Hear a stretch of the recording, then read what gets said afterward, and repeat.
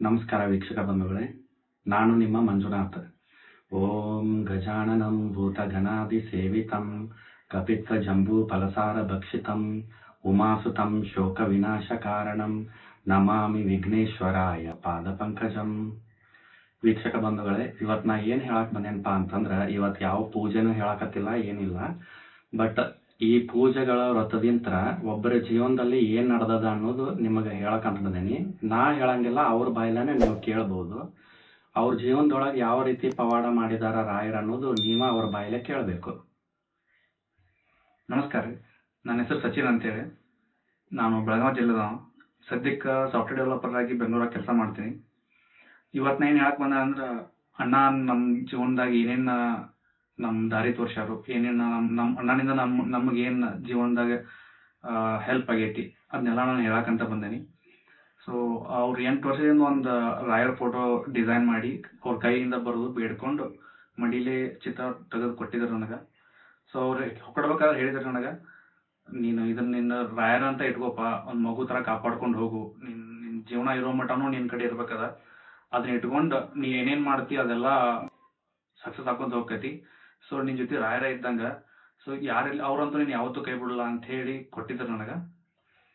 ಅವಾಗ ಅಣ್ಣ ಹೇಳಿದ್ರು, ಈ ಫೋಟೋ ನೀ ಯಾವತ್ತು ನೀ ಎಲ್ಲೇ ಹೊಂಟ್ರು ನಿನ್ನ ಜೊತೆ ಇರ್ಬೇಕದ, 2 ದಿವಸಕ್ಕಿಂತ ಜಾಸ್ತಿ ಎಲ್ಲಿ ಹೊಂಟ್ರು ನಿನ್ನ ಜೊತೆ ಇಟ್ಕೊಂಡು ಹೋಗೋದನ್ನ ಯಾವುದೇ ತೊಂದರೆ ಆಗೋಲ್ಲ, ಏನು ಪ್ರಾಬ್ಲಮ್ ಆಗೋಲ್ಲ ಅಂತ ಹೇಳಿದ್ರು.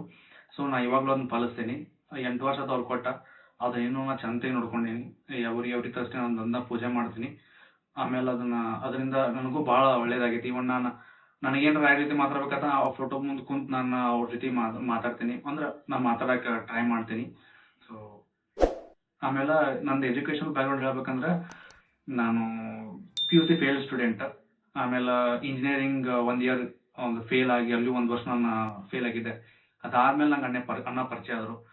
ಆಮೇಲೆ ನನ್ನ ಜೀವನದಾಗ ನಾನು ಯಾವುದೋ ಒಂದು ಕೆಟ್ಟ ದಿಕ್ಕಲ್ಲಿ ಹೊಂಟವನ್ನ ಚಲೋ ದಿಕ್ಕಿಗೆ ಕರ್ಕೊಂಬಂದು ಈಗ ಕರೆಂಟ್ಲಿ ನಾನು ಒಂದು ಚಲೋ ಹುದ್ದೆ ಒಳಗದೀನಿ. ಬೆಂಗಳೂರು ಸಾಫ್ಟ್ವೇರ್ ಡೆವಲಪರ್ ಆಗಿ ಮಂತ್ಲಿ ಲ್ಯಾಕ್ಸ್ ಟುಗೆದರ್ ನಾನು ಅರ್ನ್ ಮಾಡತ್ತೀನಿ ಅಂದ್ರೆ ಅದಕ್ಕೆ ಅಣ್ಣನ ಕಾರಣ.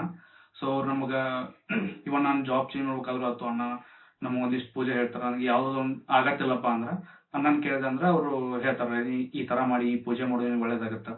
ಸೊ ಈ ಥರ ಮಾಡಿದಾಗ ನನಗೆ ರಿಯಲಿ ನಾನು ಅದನ್ನು ಎಕ್ಸ್ಪೀರಿಯನ್ಸ್ ಮಾಡೀನಿ. ಅಣ್ಣ ಯಾವುದೋ ಪೂಜೆ, ಇನ್ನೊಂದು ನಾನು ಏನು ನೋಡೀನಿ ಅಂದ್ರೆ, ಅಣ್ಣ ಯಾವುದೇ ಪೂಜೆ ಹೇಳಿದ್ರು ಈಗ ದುಡ್ಡು ಖರ್ಚಾಗೋಂಗ ಅಲ್ಲಿ ಅದನ್ನ ಮಾಡಿಸು ಇದನ್ನ ಮಾಡಿಸು ಅಂತ ಹೇಳಲ್ಲ. ಜಸ್ಟ್ ಸಿಂಪಲ್ ಇರ್ತಾವ. ಆಲ್ಮೋಸ್ಟ್ ಗುಡಿ ಹೋಗೋದು, ಯಾವುದೋ ಒಂದು ಗುಡಿ ಹೋಗಂತಾರ, ಇಲ್ಲ ಒಂದು ಜಸ್ಟ್ ಏನೋ ಖರ್ಚಿದ್ರು ಒಂದು 100 ರೂಪೀಸ್ ಒಳಗೆ ಆ ಟೈಪ್ ಅವರು ಪರಿಹಾರ ಇರ್ತಾವ. ಬಟ್ ಜಾಸ್ತಿ ಓರಿಯೆಂಟೆಡ್, ಟೆಂಪಲ್ ಓರಿಯೆಂಟೆಡ್, ದೇವ್ರ ರಿಲೇಟೆಡ್ ಎಲ್ಲ ಪರಿಹಾರ ಹೇಳ್ತಾರ. ಸೊ ನಾ ಅಷ್ಟೇ ಅಲ್ಲ, ಇವನ್ ನಮ್ಮ ಫ್ರೆಂಡ್ ಸರ್ಕಲ್ ಒಳಗೂ ನಾ ಭಾಳ ಮಂದಿಗೆ ಏನಾರ ಪ್ರಾಬ್ಲಮ್ ಇದ್ರ ಅಣ್ಣರ ಕಡೆ ಕರ್ಕೊಂಡ್ಬಂದು ಅವ್ರ ಜೀವನದಾಗ ಏನು ಕೆಟ್ಟ ಪರಿಸ್ಥಿತಿ ಇರ್ತದಲ್ಲ ಅದನ್ನ ಚಲೋ ಪರಿಸ್ಥಿತಿ ತೊಗೊಂಬಂದು ಅವ್ರು ಇನ್ನೂ ಅದ್ರ ನೆನೆಸ್ತಾರ ಅಣ್ಣನ. ಮತ್ತು ಅವರು ಅದನ್ನ ಭಾಳ ಇವನ್ ಅವ್ರೇನು ನೋಡಿರಲ್ಲ, ಬಟ್ ಅಣ್ಣ ಹೇಳೋ ಪರಿಹಾರದಿಂದ ಅವ್ರೇನು ಎಕ್ಸ್ಪೀರಿಯನ್ಸ್ ಮಾಡಿರಲ್ಲ, ಅದನ್ನ ಇನ್ನೂ ಅವ್ರು ಏನು ಟಚ್ ಒಳಗಾರು. ನಾನು ಇಂಜಿನಿಯರಿಂಗ್ ಫೈನಲ್ ಇಯರ್ ಇದ್ದಾಗ ನಮ್ಮ ತಂದೆಯವ್ರಿಗೆ ಹುಷಾರಿಲ್ಲ, ಬ್ರೈನ್ ಹೆಮರೇಜ್ ಆಗಿ ಅವರು ಪೂರ್ತಿ ಅಡ್ಮಿಟ್ ಆಗಿದ್ರು. ನಿಮಗೂ ಗೊತ್ತು ಅದು ಎಷ್ಟು ದೊಡ್ಡ ಮೆಡಿಕಲಿ ಎಷ್ಟು ದೊಡ್ಡ ಕೇಸ್ ಅಂತ ಹೇಳಿ. ಸೊ ಆ ಬ್ರೈನ್ ಹೆಮರೇಜ್ ಆದ್ರೂ ಉಳಿದ ಭಾಳ ಕಷ್ಟ. ಬಟ್ ಅಂಥ ಟೈಮ್ನಾಗ ಅಣ್ಣ ನಮ್ಮ ಜೊತೆ ನಿಂತರು. ಆಮೇಲೆ ಅವ್ರಿಗೇನು ಪ್ರಾಬ್ಲಮ್ ಆಗತ್ತಲ್ಲ ಅದನ್ನ ಅವ್ರ ಒಂದಿಷ್ಟು ಪೂಜೆ ಹೇಳಿದ್ರು. ಪೂಜೆ ಮಾಡಿ ಅದನ್ನೆಲ್ಲ ಮಾಡಿದಾಗ ಅವರು ಆಮೇಲೆ ಅದು ಈ ಸದ್ಯ ಅವ್ರು ಒಂದು 1 ಇಯರ್ ಒಳಗೆ ಅವ್ರು ಮತ್ತೆ ಎದ್ದು ರೆಡಿ ಆಗಿ ಮತ್ತೆ ಕೆಲಸಕ್ಕೆ ಹೊಂಟ್ರು. ಸೊ ಆ್ಯಕ್ಚುಲಿ ಡಾಕ್ಟರ್ ಭರವಸೆ ಕೊಟ್ಟಿರಲಿಲ್ಲ ಅವ್ರು ಉಳಿತಾರಲ್ಲ ಅಂತೇಳಿ, ಬಟ್ ಅಣ್ಣನ ಭರವಸೆ ಕೊಟ್ಟಿದ್ರು ಅವ್ರಿಗೇನು ಆಗೋದಿಲ್ಲ, ನೀವು ಆರಾಮಾಗಿ ವಾಪಸ್ ಡ್ಯೂಟಿ ಹೋಗ್ತಾರ ಅಂತ ಅವ್ರು ಮುಂಚೆನೇ ಹೇಳಿದ್ರು ನಮ್ಗೆ. ಸೊ ಹಂಗೆ ಅವ್ರು ಎದ್ದು ಅಡ್ಡಾಡಕ್ಕೆ ಮತ್ತೆ ಆಮೇಲೆ ಆರಾಮಾಗಿ ಹೊಂಟಾರೆ ಕೆಲಸಕ್ಕೆ. ನಮ್ಮ ಫ್ಯಾಮಿಲಿ ಒಳಗಂದ್ರೆ ಇವನ್ ನಮ್ಮ ಫ್ಯಾಮಿಲಿ ಮುಂಚೆಯಿಂದ ಭಾಳ ನಾ ಹೇಳಿದಲ್ಲ, ನಮ್ಮ ತಂದೆಯವ್ರು ಹುಷಾರಿಲ್ಲ ಅಂತೇಳಿ. ಅವಾಗ ನಮ್ಗೆ ಸೋರ್ಸ್ ಆಫ್ ಇನ್ಕಮ್ ಇದ್ದಿರಲಿಲ್ಲ. ಸೊ ನಮ್ಮ ತಂದೆಯವ್ರು ದುಡಿಯೋರು, ಬಟ್ ಅವ್ರು ಹಾಸ್ಪಿಟ್ಲ್ ಅಡ್ಮಿಟ್ ಆದರು. ಸೊ ಅವಾಗ ನಮ್ಗೆ ಒಂದು ಹೊತ್ತಿನ ಊಟಕ್ಕೂ ಭಾಳ ಪ್ರಾಬ್ಲಮ್ ಇತ್ತು. ಅದಕ್ಕೆ ಏನು ಮಾಡಿದ್ದು, ಅಂಥ ಪರಿಸ್ಥಿತಿ ಅವ್ರು ಈಗ ನಮ್ಮ ಫ್ಯಾಮಿಲಿ ಒಂದು ಲೆಕ್ಕಕ್ಕೆ ಸೆಟಲ್ ಆಗೈತಿ ಅಂದ್ರೆ ಈ ಸದ್ಯ ನಾವು ಎಂಥ ಪರಿಸ್ಥಿತಿ ಒಳಗೆ ಅಂದ್ರೆ we are like almost settle. ಅಂಥ ಪರಿಸ್ಥಿತಿ ಇಲ್ಲಿ ಮಟ್ಟ ತಗೊಂಬಂದೇವೆ ಅಂದ್ರೆ ಅದಕ್ಕೆ ಅಣ್ಣನ ಕಾರಣ. ಎವ್ರಿ ಸ್ಟೆಪ್ ಅವ್ರು ನಮ್ಗೆ ಗೈಡ್ ಮಾಡ್ತಾರೋ. ಸೊ ನಮ್ಮ ಮನ್ಯಾಗ ಹಿರಿಯ ಮಗ ಆಗಿ ನಮ್ಮ ಫ್ಯಾಮಿಲಿ ನೋಡ್ಕೋತಾರೋ. ಅವ್ರು ಏನೋ ಪ್ರಾಬ್ಲಮ್ ಅಂದ್ರು ಅವ್ರು ಹೇಳ್ತಾರೆ, ಈ ಥರ ಮಾಡ್ಕೋ, ದೇವ್ರಿಗೆ ಈ ದೇವ್ರು ನೋಡ್ಕೋ, ಈ ಥರ ಸೊಲ್ಯೂಷನ್ ಆಗ್ತೈತೆ ಅಂತೇಳಿ.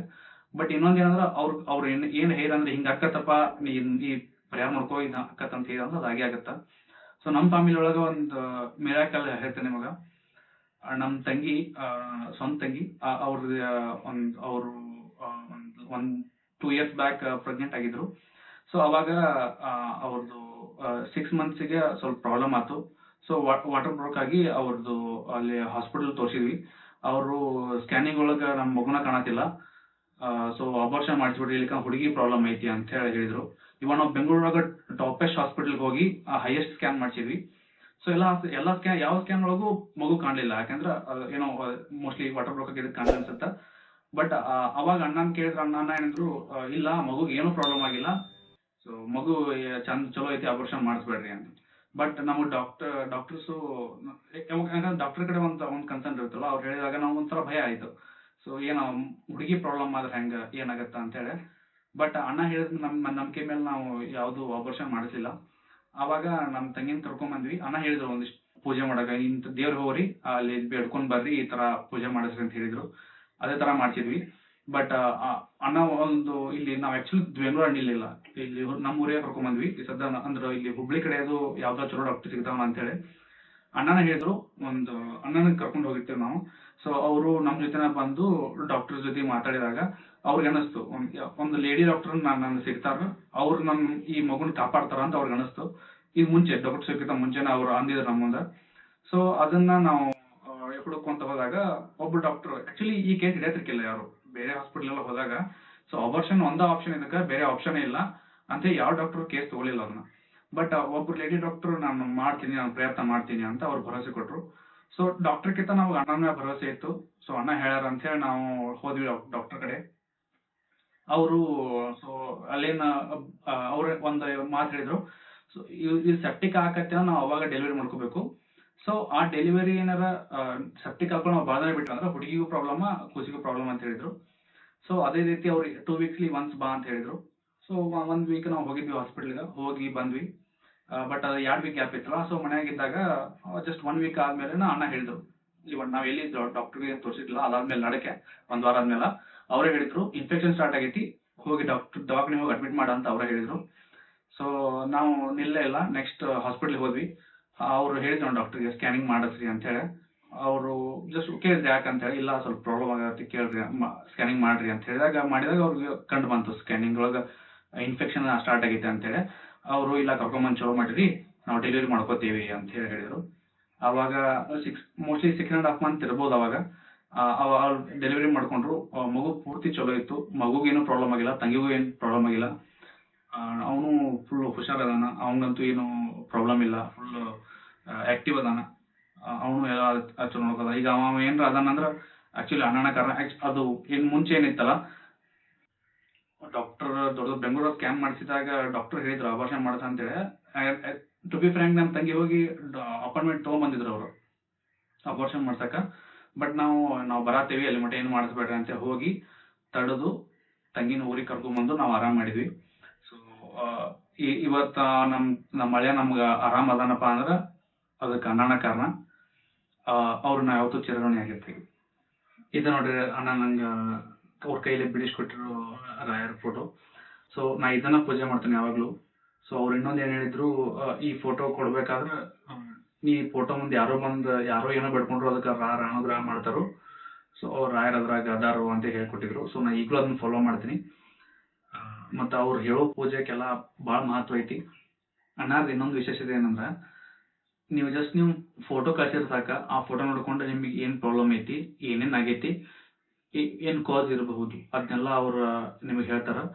ಸೊ ನಿಮ್ ಕೊಂಡ್ಲಿ ಕಳ್ಸೋದು ಬೇಡ, ನಿಮ್ ಡೇಟ್ ಆಫ್ ಬರ್ತ್ ಕಳ್ಸೋದು ಬೇಡ, ನಿಮ್ ಫೋಟೋ ಕಳ್ಸಿರ್ ಸಾಕ. ಸೊ ನಿಮ್ಗೆ ಇದ್ದಿದ್ದ ಪ್ರಾಬ್ಲಮ್ ಹೇಳಿ ಅವ್ರು ಪರಿಹಾರ ಹೇಳ್ತಾರ.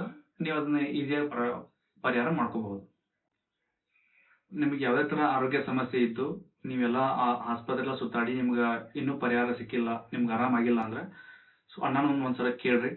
ಸೊ ಅವ್ರು ಏನು ಪರಿಹಾರ ಹೇಳ್ತಾರೆ ಅದನ್ನ ಮಾಡ್ಕೋರಿ. ಒಬ್ರಲ್ಲ ಇಬ್ರಲ್ಲ, ನಾವ ರಗಡ ಮಂದಿಗೆ ಅಣ್ಣನ ಕಡೆ ಕರ್ಕೊಂಬಂದು ಆರಾಮ್ ಮಾಡ್ಸೀವಿ. ಸೊ ಈ ನೆಕ್ಸ್ಟ್ ವಿಡಿಯೋದ ಅವ್ರು ಆಕ್ಚುಲಿ ಅವರೇ ಬಂದು ಮಾತಾಡ್ತೀನಿ ಅಂತ ಅಂದಾರು. ಸೊ ಶಾರ್ಟ್ಲಿ ಅವ್ರದ್ದು ವಿಡಿಯೋ ಮಾಡಿ ಹಾಕ್ತೀವಿ. ಸೊ ನೀವು ಅವ್ರದ್ದು ಎಕ್ಸ್ಪೀರಿಯನ್ಸ್ ಕೇಳ್ಕೋಬಹುದು.